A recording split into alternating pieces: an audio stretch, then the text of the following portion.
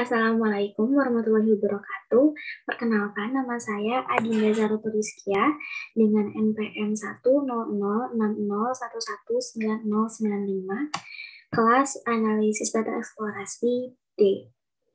Nah, di sini saya akan mempresentasikan analisis data eksplorasi mengenai data keluarga Provinsi Sulawesi Selatan guna memenuhi ulangan tengah semester mata kuliah analisis data eksplorasi oleh Bapak Kudus.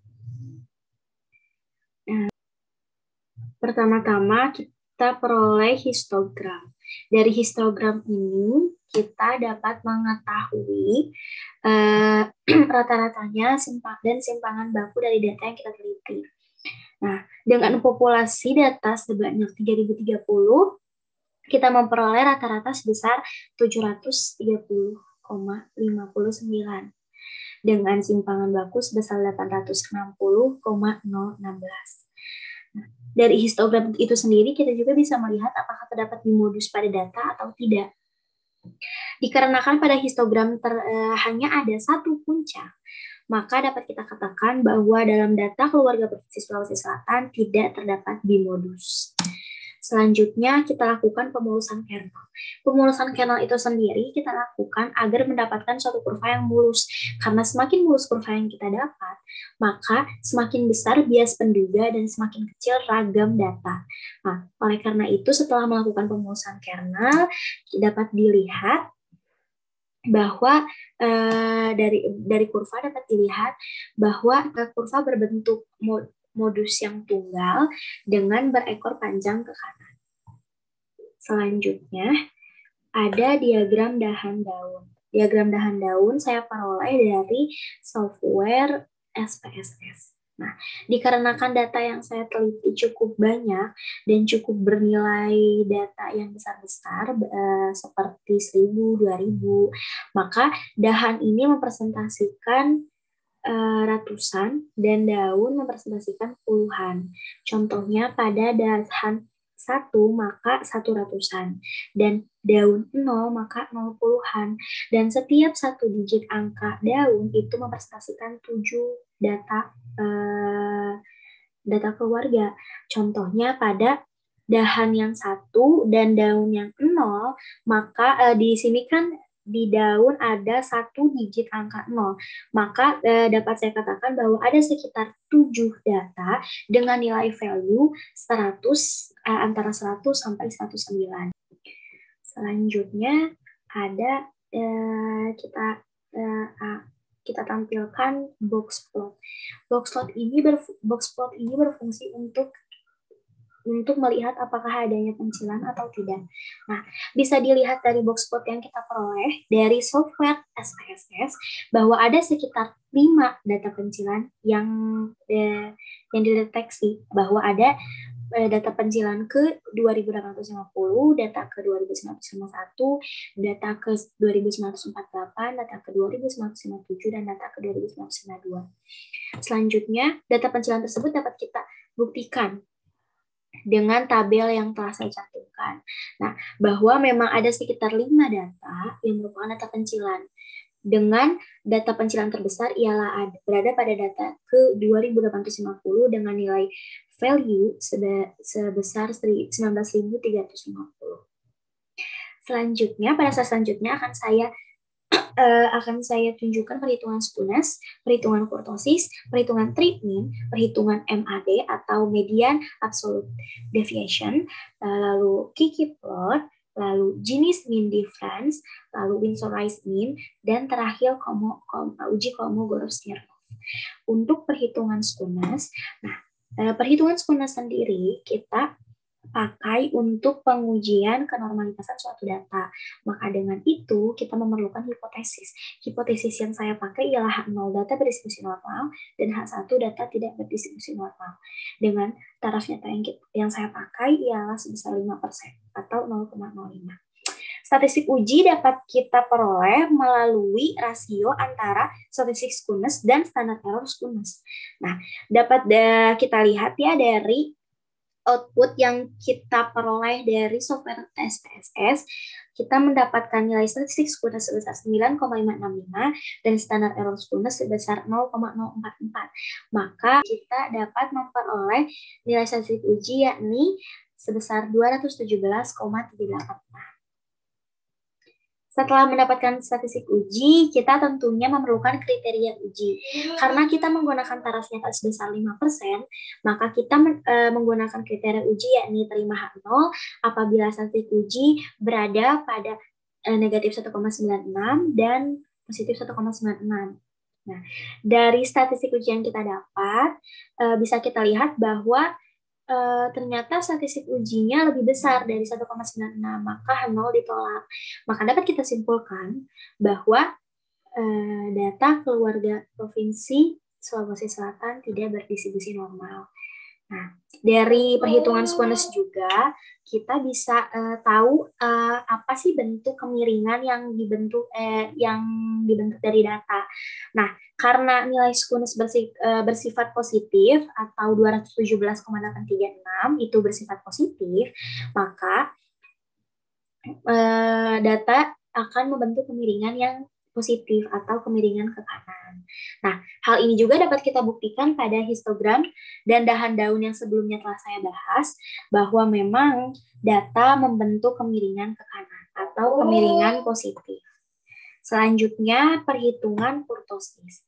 Nah, sama seperti skewness, perhitungan kurtosis juga digunakan untuk pengujian hipotesis, yakni kenormalitasan suatu data. Dengan hipotesis yang sama, yakni H0 data berdistribusi normal dan H1 data tidak berdistribusi normal, dan tentunya menggunakan taraf nyata sebesar 5% atau 0,05, kita mendapatkan statistik uji dari rasio statistik kurtosis dibagi standar error kurtosis. Maka kita mendapatkan statistik uji sebesar 1676,438. Nah, dengan kriteria uji di sini saya memakai kriteria uji terima H0 jika statistik ujinya berada di antara negatif 1,96 dan positif 1,96. Nah, dari statistik uji yang telah kita dapat sebelumnya, yakni sebesar 1676,438, kita tahu nih bahwa statistik ujinya lebih dari 1,96, maka H0 ditolak. Dengan ini dapat saya simpulkan bahwa data keluarga Provinsi Sulawesi Selatan tidak berdistribusi normal. Selanjutnya, kita menghitung trim min menggunakan software SPSS. Dari output yang telah saya cantumkan di slide ini, dapat dilihat bahwa kita memperoleh rata-rata terpangkas 5% sebesar 627,5 pada setiap ujung kiri dan ujung kanan. Lalu kita menghitung Winsorized mean. Nah, untuk menghitung Winsorized mean, saya memakai software R. Dari output R yang telah saya cantumkan pada slide, bisa dilihat bahwa saya memperoleh nilai Winsorized mean pada taraf 5% sebesar 656,7817. Selanjutnya, perhitungan median absolute deviation atau MAD. Nah, sebelum-sebelumnya kan kita mendapatkan atau memperoleh nilai simpangan baku itu lumayan besar, sebesar 860,0159. Maka dari itu kita memerlukan kedua simpangan baku, atau bisa dibilang simpangan baku kekar yang baru, karena untuk memperkecil nilai simpangan baku tersebut.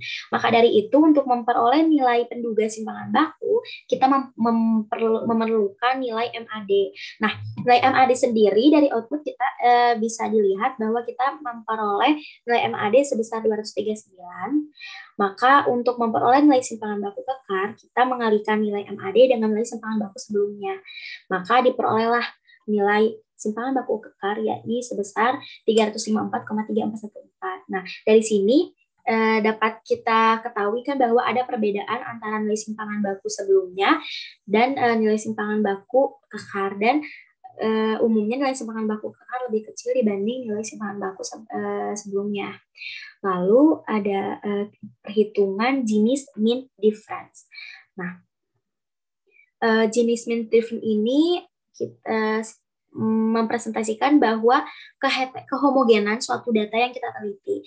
Maka apabila semakin besar nilai Gini means, maka semakin heterogen data yang kita teliti. Nah, kebetulan Saya memperoleh nilai Gini min sebesar 583,200,2152.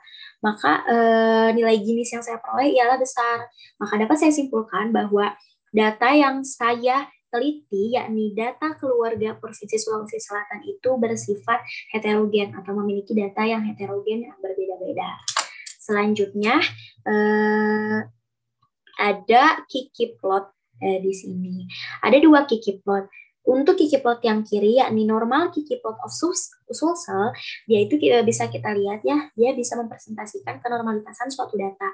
Apabila titik-titik data atau sebaran data mengikuti garis diagonal, garis lurus yang telah ada, maka bisa dikatakan bahwa data berdistribusi normal. Dapat kita lihat di Kiki plot yang sebelah kiri bahwa data tidak terlalu mengikuti garis lurus tersebut dan ada sekitar 5 data yang berada jauh dari titik-titik lainnya. Maka bisa kita simpulkan bahwa memang data tidak berdistribusi normal. Selanjutnya ada Kiki plot sebelah kanan dengan judul The Trended Normal Kiki Plot of Sulsel. Nah, Kiki plot tersebut tuh menggambarkan selisih antara titik dengan garis diagonal pada Kiki plot sebelumnya. Nah, Kiki plot untuk Kiki plot sebelah kanan ini mempresentasikan kenormalitasan suatu data apabila titik-titik data jatuh pada garis 0,0. Bisa kita lihat ya, garis 0,0 di sini yang garis lurus gitu. Nah, pada data yang saya teliti, ternyata data-data tersebut tidak jatuh pada garis 0,0. Dan ada beberapa data yang memang tersebar jauh dari data lainnya. Maka dapat kita katakan pula bahwa memang data yang saya teliti tidak berdistribusi normal atau data keluarga Provinsi Sulawesi Selatan tidak berdistribusi normal. Selanjutnya, kenormalitasan suatu data yang saya teliti itu dapat saya buktikan oleh uji kenormalitasan melalui Kolmogorov-Smirnov. Tentu dengan hipotesis H0 data berdistribusi normal dan H1-nya data tidak berdistribusi normal. Statistik uji yang saya peroleh untuk Kolmogorov-Smirnov kali ini, saya menggunakan software Minitab. Nah, dapat dilihat dari output bahwa saya mendapatkan p-value sebesar 0,01. Dengan taraf nyata sebesar 5% atau 0,05, saya memakai kriteria uji yakni tolak 0 jika p-value kurang dari alfa. Maka dari statistik uji yang kita peroleh sebelumnya, bahwa yakni 0,01 itu kurang dari 0,05, maka untuk pengujian normalitas kali ini H0 ditolak. Maka dapat saya simpulkan bahwa data keluarga Provinsi Sulawesi Selatan tidak mengikuti distribusi normal. Sekian penjelasan dari saya. Mohon maaf apabila ada kesalahan. Terima kasih telah mengikuti penjelasan ini. Wassalamualaikum warahmatullahi wabarakatuh.